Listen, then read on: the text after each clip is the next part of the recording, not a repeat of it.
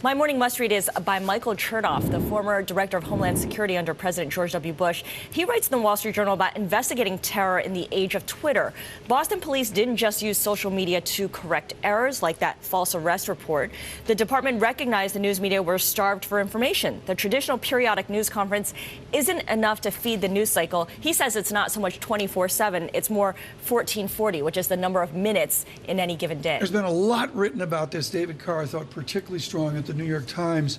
And what I would emphasize is, yeah, there was a lot of bad on Twitter, but there was also a lot of good out there. It was just sorting it out. Yeah, just getting through the piles and piles of information and photos. What stood out to me for my morning must-read, a scathing letter from Europe to U.S. Fed Chairman Ben Bernanke. This is in response to new rules by the Federal Reserve, the bank regulator, to impose harder regulations on, say, European banks operating in this country. This comes from Michel Barnier. He's the European Commissioner in charge of banks and markets. He writes to Ben Bernanke, this has been a radical departure from the existing U.S. policy. It could spark a protectionist reaction from other jurisdictions, which could ultimately have a substantial negative impact on the global economic recovery. This is a very, very confrontational letter from Europe to the U.S. when it comes to banking. And the idea here is that it puts European banks at a competitive disadvantage.